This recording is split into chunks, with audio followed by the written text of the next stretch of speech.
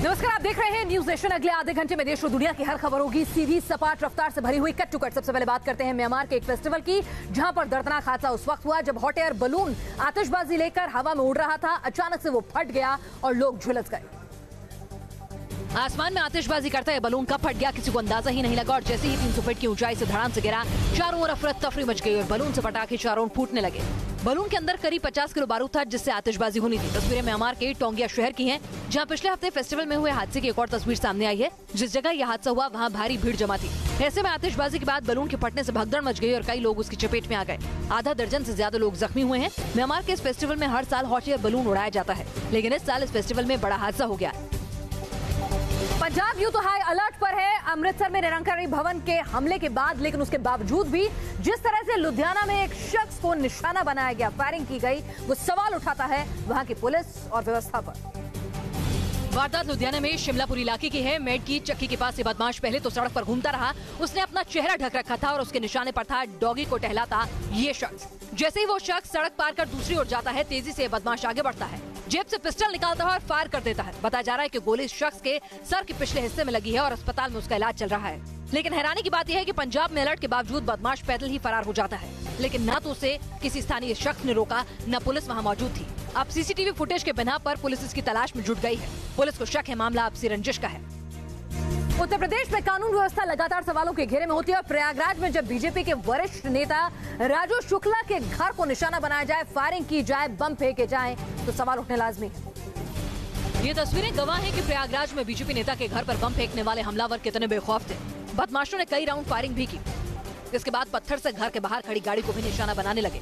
काफी देर तक ताबड़तोड़ हमला करते रहे। प्रयागराज में यूपी बीजेपी के सीनियर नेता के घर पर रात के अंधेरे में आधा दर्जन बदमाशों ने जानलेवा हमले को अंजाम दिया और मौके से भाग खड़े हुए। बहुत ज्यादा दहशत पैदा की है, पूरा घर दहशत में है। सारे घर लोग हम लोग अंदर छुप करके किसी तरह अपनी जान बचाए। अब तक की कार्रवाई में 3 आरोपी पुलिस के शिकंजे में आए हैं और इनके खिलाफ गैंगस्टर एक्ट के अंतर्गत कार्रवाई करेंगे और कड़ी से कड़ी कार्रवाई करेंगे। बताया जा रहा है कि आरोपी बीजेपी नेता के बेटे का पीछा करते हुए घर तक पहुंचे थे और घात लगाकर उनके घर को निशाना बनाया। पुलिस व्यवस्था तो उत्तर प्रदेश में सवालों के घेरे में है। अगर प्रशासन की बात करें तो वहाँ भी सब कुछ ठीक ठाक नहीं है। डीएम साहब जन सुनवाई कर रहे थे, लेकिन वहीं पर 2 जूनियर अधिकारी कैसे आपस में गुत्थम गुत्था करने लग गए, लाठियां भांजने की नौबत आ गई। बताया जा रहा है कि डीएम अपने दफ्तर में जन सुनवाई कर रहे थे कि तभी उन्हीं के कार्यालय नजारत में 2 बाबू आपस में भिड़ गए। खबरों के मुताबिक दोनों के बीच लाठी डंडे से मारपीट होने लगी, जिसके बाद हंगामा खड़ा हो गया। लोगों के सामने ही बाबुओं की भिड़ंत ने बवाल बढ़ा दिया। बताया जा रहा है कि नजारत कार्यालय में तैनात सहायक नाजर न्याय राजकुमार वर्मा और नजीर सदर सलगुराम के बीच किसी बात को लेकर बहस शुरू हुई, जो गाली गलौज तक जा पहुंची। फिर दोनों ने एक दूसरे पर लाठी तान दी। कार्यालय में तैनात कर्मचारियों ने किसी तरह दोनों को समझाया। डीएम को जब इसकी जानकारी मिली तो उन्होंने दोनों को बुलाकर मामले की जानकारी ली और फिर कार्रवाई करते हुए दोनों को निलंबित कर दिया।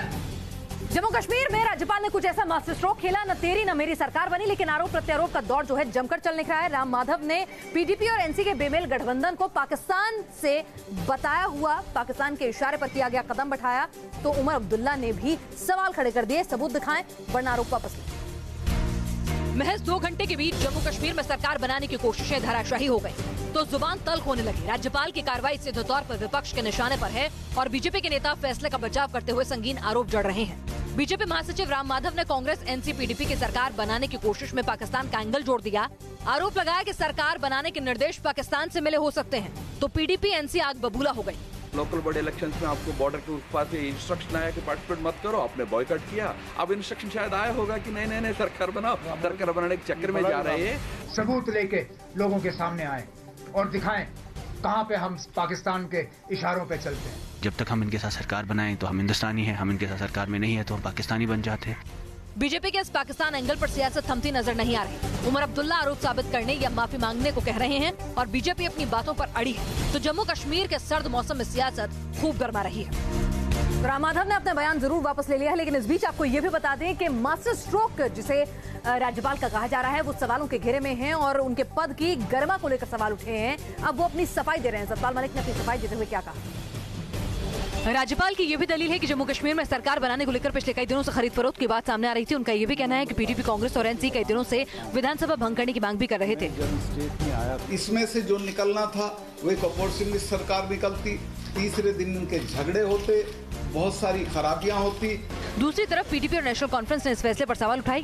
काश जो हम कल करने जा रहे थे अगर 2015 में किया होता तो आज रियासत की ये पोजीशन नहीं होती, ये मैं दावे से कह सकता हूँ। यानी बात साफ है कि आने वाले दिनों में कश्मीर में संग्राम और भी तेज होगा, लेकिन सियासी दल भी जानते हैं कि अब जम्मू कश्मीर में उनके पास चुनाव में जाने के सिवा कोई विकल्प नहीं बचा है। और मध्य प्रदेश में चुनाव प्रचार चरम पर है और चुनाव प्रचार में किसी घर के बर्तन मांजे जा रहे हैं नेताओं द्वारा, कोई झाड़ू लगा रहा है तो कोई नाच गा रहा है।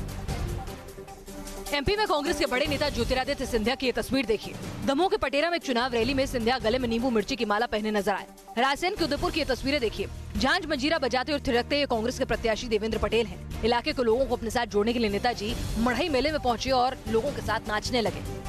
सीएम शिवराज को ही देख लीजिए। चुनाव प्रचार के दौरान अक्सर शिवराज जनता के साथ ऐसे मगन हो जाते हैं कि झूमने थिरकने लगते हैं। कुछ नेता जनता की धुन में नाच रहे हैं तो बीजेपी नेता कैलाश विजयवर्गीय गाने से वोटर का दिल जीतने में जुटे हैं, भगवान के भजन में डूबे हैं। एमपी में 28 नवंबर को चुनाव है, जिसमें हफ्ते भर से भी कम का वक्त बचा है, इसलिए एसी कमरों के ठाट बाट छोड़कर हर जतन कर रहे हैं ये नेताजी।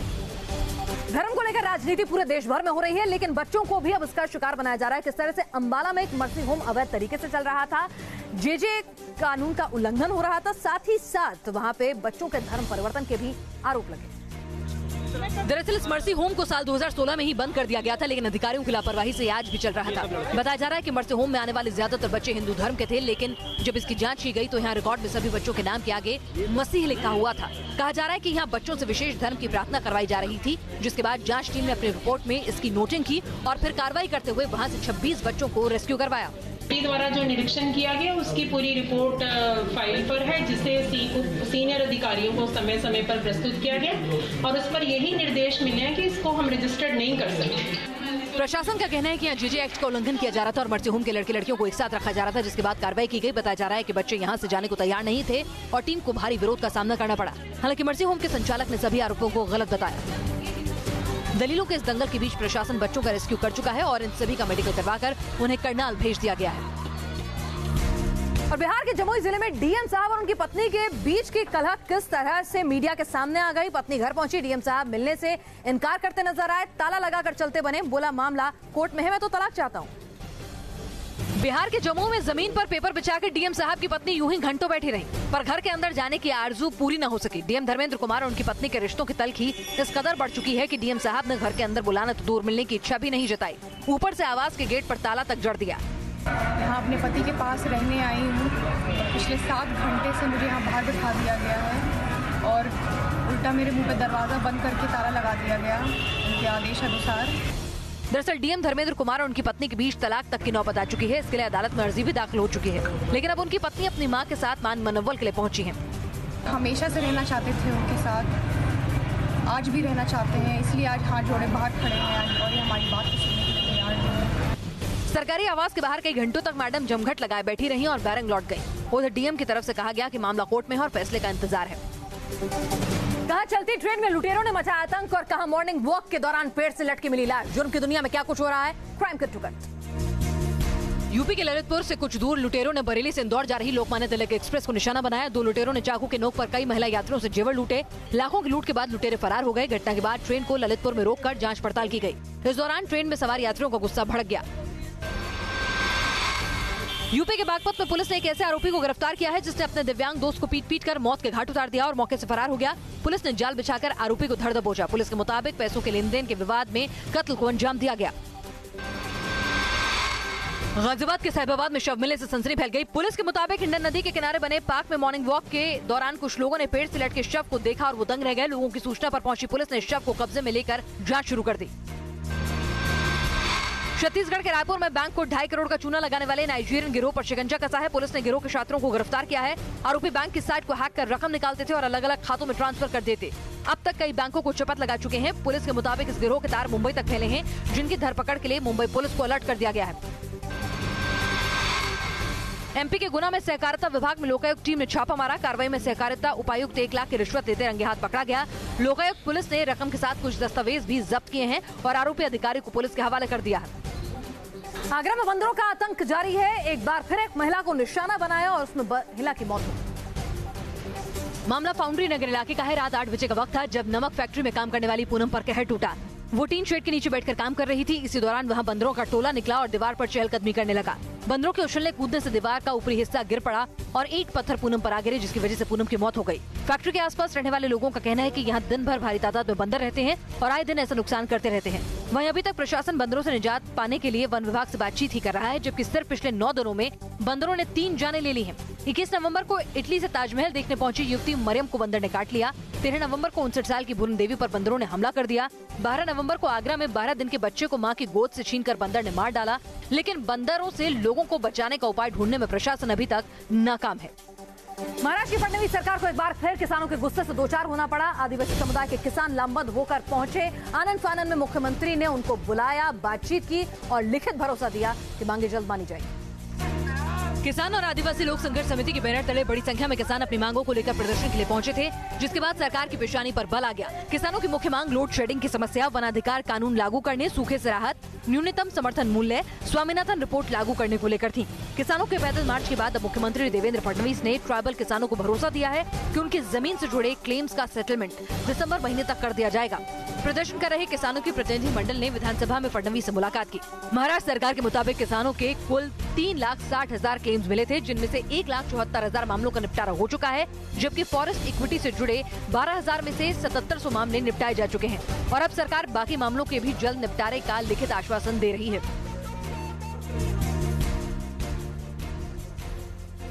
और खेल के मैदान की खबरों में क्या कुछ चल रहा है, स्पोर्ट्स कट्टी पर। ऑस्ट्रेलिया के खिलाफ होने वाली दूसरी टी20 की जंग के लिए मेलबर्न पहुंची टीम इंडिया। कल दोपहर 1:20 पर खेला जाएगा मुकाबला। 3 मैच की सीरीज में 0-1 से पीछे है भारत। टीम इंडिया के हिटमैन रोहित शर्मा बने कैमरामैन। रोहित शर्मा ने कैमरामैन 1 मनीष पांडे की तस्वीर खींची। बीसीसीआई ने पोस्ट किया सोशल साइट्स पर वीडियो। आईसीसी महिला वर्ल्ड टी20 के सेमीफाइनल में भारत और इंग्लैंड की होगी भिड़ंत। पहली बार फाइनल में एंट्री के इरादों से उतरेगी टीम इंडिया। टीम इंडिया की मुक्केबाज एमसी मैरीकॉम ने रचा इतिहास। मैरीकॉम वर्ल्ड वुमेन्स मुक्केबाजी चैंपियनशिप के फाइनल में पहुंची। 7 बार खिताबी मुकाबले में पहुंचने वाली पहली महिला बॉक्सर बनी मैरीकॉम। और मुंबई में बाला साहब ठाकरे के स्मारक के जमीन को लेकर क्यों मचा हुआ है बवाल, देखिए। बाल ठाकरे की तीसरी पुण्यतिथि पर साल 2015 में महाराष्ट्र के मुख्यमंत्री देवेंद्र फडणवीस ने उनका स्मारक बनाने का ऐलान किया और इसके लिए मेयर के बंगले को चुना। उनका कहना था कि स्मारक बनाने का काम पूरा कर लिया जाएगा, लेकिन महापौर बंगले की जमीन दिए जाने को लेकर राज ठाकरे हमलावर हैं। राज ठाकरे ने कहा कि ये पार्टियां महापौर के बंगले को हमेशा के लिए हथियाना चाहती हैं, इसलिए बंगले की जमीन पर स्मारक बनाया जा रहा है। स्वतःचा महापौर त्या महापौर बंगल्यात बसावा याच्यासाठी म्हणून सुरुवातीचा काळ घालवला। तो महापौर बंगला आज बाळासाहेबांच्या नावाखाली। महापौर बंगले की 11,000 स्क्वायर मीटर की जमीन पर बाल ठाकरे का स्मारक बनना है, तो वहीं महापौर निवास के लिए शिवाजी पार्क जिमखाना की जमीन पर विचार हो रहा है और राज ठाकरे इसीलिए आग बबूला है। उन्होंने साफ कर दिया है कि एमएनएस किसी भी कीमत पर जिमखाना की जमीन पर महापौर का बंगला नहीं बनने देगी। और हिंदुस्तानी तो हिंदुस्तानी, हाईटेक मेट्रो में भी चूना लगाने से बाज नहीं आ रहे, बेटिकट यात्रा कर रहे हैं। बताया जा रहा है कि ये खुलासा एक आरटीआई के जरिए हुआ है। एक शख्स के सवाल के जवाब में दिल्ली मेट्रो की ओर से ये जानकारी दी गई।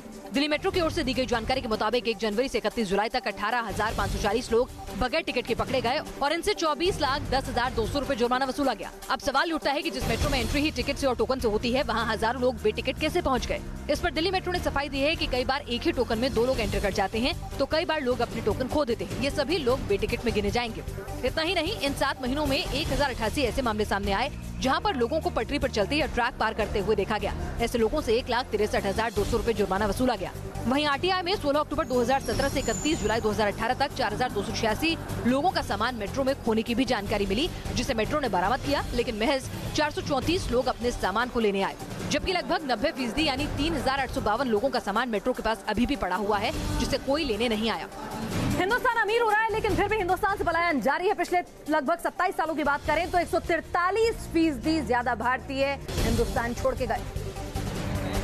मीडिया रिपोर्ट्स के मुताबिक Indian spend analysis of data from the United nation department of economy affairs ने दावा किया है, जिसके मुताबिक 2017 में करीब 17 मिलियन भारतीय विदेशों में रह रहे थे, जबकि 1990 में तादाद सिर्फ 7 मिलियन थी। रिपोर्ट में कहा गया है कि इस दौरान भारत में प्रति व्यक्ति आय $1,134 से $7,055 तक पहुंच गई है। एशियन डेवलपमेंट बैंक के मुताबिक देश छोड़ने वाले अकुशल प्रवासियों की संख्या गिर रही है। 2017 में करीब 3,91,000 लोगों ने भारत छोड़ा था, जबकि 2011 में ये संख्या 6,37,000 थी। बीते 3 दशकों में भारत ने ट्रेन्ड और अनट्रेन्ड दोनों तरह के लोगों का पलायन देखा है। बीते 2 साल में कतर में भारतीयों की संख्या 3 गुनी बढ़ गई है, जबकि ओमान में भारतीयों की संख्या 1990 से 2017 के बीच 688% और यूएई में 622% बढ़ी है, जबकि सऊदी अरब और कुवैत में संख्या 110 और 78% बढ़ी है। पश्चिम में उन लोगों की संख्या तेजी से बढ़ी है जिनकी उम्र ज्यादा है। चीन की चालबाजियों का जवाब देने के लिए क्या है हिंदुस्तान का प्लान? सड़क देखिए आप भी। कभी अरुणाचल तो कभी डोकलाम, तारीखें गवाह है कि चालबाज चीन किस तरह टकराव के बहाने खोजता है। ऐसे में नॉर्थ ईस्ट में चीन बॉर्डर पर सड़कों का ऐसा जाल बिछाने का प्लान है जिससे फौजी मूवमेंट आसानी से हो सके। इसके लिए बाकायदा रोड मैप पर मोहर भी लग चुकी है। गृह मंत्री राजनाथ सिंह की अगुवाई वाली उच्च अधिकारी प्राप्त समिति से जो मंजूरी मिली है उसमें अरुणाचल प्रदेश और सिक्किम में 19 सड़कों और 29 एकीकृत भवनों का निर्माण कराया जाएगा। दुर्गम इलाकों में सड़क बनाने पर 25,000 करोड़ रुपए की लागत आने की उम्मीद है। बीआरओ की मदद से नॉर्थ ईस्ट की मुश्किल वादियों में सड़क और रेल नेटवर्क के 8 बड़े प्रोजेक्ट चल रहे हैं और इसी कड़ी में इस रोडवे से सेना को बड़ा फायदा होगा। और ऑस्ट्रेलिया के कुछ हिस्सों में आसमान नारंगी हो गया, वहां चल रहा है तूफान, वो भी धूल का। धूल भरी आंधी की वजह से आसमान का रंग नारंगी हो गया और एयर क्वालिटी खराब होने से चिंता बढ़ गई। न्यू साउथ वेल्स सहित कई इलाकों में विजिबिलिटी बेहद खराब है और बताया जा रहा है कि धूल भरी आंधी 500 किलोमीटर की रफ्तार से बढ़ रही है, जिसको देखते हुए लोगों के लिए अलर्ट जारी किया गया है। ऑस्ट्रेलिया के ब्यूरो ऑफ मेट्रोलॉजी के मुताबिक तेज हवाओं ने सूखी मिट्टी को समेटते हुए भयावह रुख अख्तियार कर लिया है। एनएसडब्ल्यू को अगस्त से प्रभावित कर रहे सूखे ने भी आंधी की भीषणता बढ़ाती है, जिसके बाद लोगों के लिए हिदायत जारी की गई है। स्वास्थ्य अधिकारियों ने बच्चों, बुजुर्गों और सांस की समस्या से पीड़ित लोगों को घरों से बाहर निकलने के लिए मना किया है। पिछले दिनों 6 नवंबर को भी न्यू साउथ वेल्स में ऐसी ही धूल भरी आंधी देखने को मिली थी।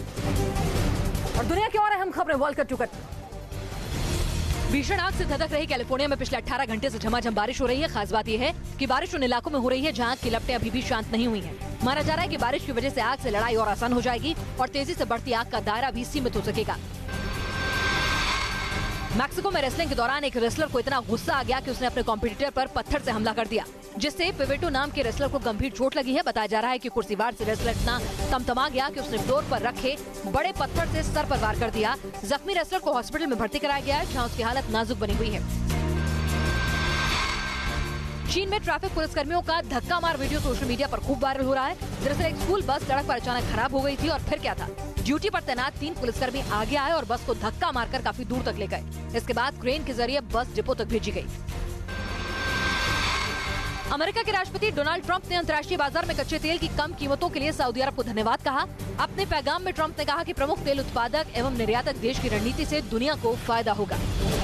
म्यूनिख एयरपोर्ट पर क्यों एयरबस 380 विमान जो है मुसीबत का सबब बना हुआ है, देखिए आप। एयरबस A380 में एक साथ 525 यात्री उड़ान भर सकते हैं। यही वजह से हवाई बेड़े में शामिल करने की होड़ मची हुई है, मगर भारी भरकम और ऊंचे विमान के रखरखाव और मेंटेनेंस में एयरपोर्ट अथॉरिटी के पसीने छूट जाते हैं। कैसे? उसके लिए जरा जर्मनी के म्यूनिख एयरपोर्ट की इन तस्वीरों को गौर से देखिए। 261 फीट लंबे और 79 फीट ऊंचे इस विमान के लिए एयरपोर्ट का हैंगर छोटा पड़ गया और नया हैंगर बनाने के बजाय जुगाड़ से काम चलाया जा रहा है, ताकि विमान खड़ा करने के दौरान हैंगर के दरवाजों को खुला नहीं रखना पड़े। ये दरवाजे खुद ही विमान के पिछले हिस्से के मुताबिक सेट हो जाते हैं। हालांकि इस स्थिति में A380 के पीछे का 6.6 फीट हिस्सा हैंगर से बाहर ही रहता है। ये जुगाड़ इसलिए है जिससे बर्फबारी के मौसम में हैंगर का दरवाजा बंद कर अंदर स्टाफ आसानी से काम कर सके। क्या धरती पर मंडरा रहा है सोलर ब्लास्ट का खतरा? क्या धरती से सूरज से उठने वाला तूफान टकराएगा और उसके बाद इलेक्ट्रॉनिक और कम्युनिकेशन सिस्टम ठप हो जाएगा? दरअसल ये आशंका जती है ब्रिटेन की एक रिपोर्ट के बाद। इन अटकलों के बाद ब्रिटेन में खलबली मची है। डर है कि ये सोलर तूफान कम्युनिकेशन और इलेक्ट्रिक सिस्टम को ठप कर सकता है। ब्रिटेन के मेट डिपार्टमेंट ने सरकार को चेताया है कि अगर वक्त रहते एक नया सैटेलाइट सिस्टम नहीं तैयार किया गया तो सूरज से उठ रहे इस तूफान को धरती से टकराने से रोकना या फिर उसका पूर्वानुमान लगाना मुश्किल है। मौजूदा सैटेलाइट पुराने हो चुके हैं और तूफान के करीब आने से 2-3 दिन पहले ही चेतावनी जारी करते हैं, जिससे तैयारी का वक्त नहीं मिलता और ये सैटेलाइट जल्द ही खत्म होने वाले हैं। सोलर ब्लास्ट के बाद उठने वाला ये तूफान 200 साल में 2 से 3 बार धरती से टकराता है। पिछली बार जब ये धरती से टकराया था तो उसने computer data, computer network, electric internet transmission को हजारों करोड़ का नुकसान पहुंचाया था। चीन कैसे पैसे के बल पर फिल्मों की स्क्रिप्ट भी चेंज करा रहा है, अपने हित में करा रहा है, जानिए इस रिपोर्ट। चीन की बॉक्स ऑफिस की बढ़ती लोकप्रियता से दुनिया सकते में है। हॉलीवुड फिल्मों में जब भी चीन का जिक्र होता है तो उसकी एक सकारात्मक तस्वीर पेश करने की कोशिश की जाती है। इसका सबसे बड़ा उदाहरण है 2015 में बनी फिल्म पिक्सेल। इस फिल्म के निर्माता एलियंस को चीन की दीवार तोड़ते हुए दिखाना चाहते थे, लेकिन ऐसा हो नहीं पाया। स्टूडियो के एक लीक ईमेल से पता चला है कि निर्माता के इस आइडिया से सोनी कंपनी के अधिकारी चिंतित थे। उन्हें लग रहा था कि चीन में फिल्म को रिलीज करने में उन्हें परेशानी का सामना करना पड़ सकता है। इसके बाद निर्माता को न चाहते हुए भी फिल्म में ग्रेट वॉल ऑफ चाइना की जगह भारत के ताजमहल को टूटते हुए दिखाना पड़ा। यानी कि चीनी सिनेमा मार्केट को लेकर कोई अभी रिस्क नहीं लेना चाहता। एक न्यूज वेबसाइट की रिपोर्ट के अनुसार साल 2013 से लेकर अब तक सबसे ज्यादा कमाई करने वाली करीब 41 फिल्मों को चीन ने ही फाइनेंस किया है। खबर का चुकट में देखते हैं अब हर खबर, तो अब बारी बॉलीवुड की हर अपडेट की। दीपिका का वेडिंग रिसेप्शन लुक इन दोनों लाइमलाइट में है और वो इसलिए कि इसे अनुष्का शर्मा के रिसेप्शन जैसा मैचिंग लुक बताया गया है। गहमा गहमी में अब इस लिस्ट में एक और बॉलीवुड हसीना का नाम जुड़ गया है। दीपिका ने जो साड़ी बेंगलुरु में वेडिंग रिसेप्शन में पहनी, हूबहू वही साड़ी पहने हुए कंगना भी नजर आ चुकी हैं और इससे पहले अभिनेत्री श्रीदेवी को भी गोल्डन अवतार में देखा जा चुका है। मुंबई में एक इवेंट पे करीना कपूर 2001 में रिलीज हुई अपनी फिल्म कभी खुशी कभी गम के गाने बोले चूड़ियां पर थिरकती नजर आई।